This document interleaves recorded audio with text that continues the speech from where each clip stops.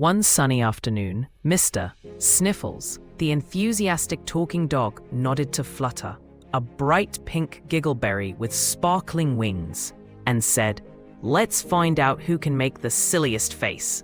This challenge quickly escalated, leading to wild giggles as they puffed out their cheeks and crossed their eyes. Eventually, Flutter accidentally got her wing stuck in a flower pot, and Mr. Sniffles howled with laughter. Looks like Flutter's taking root. Just then, all their friends appeared, joining in on the fun and laughing at each other's goofy faces.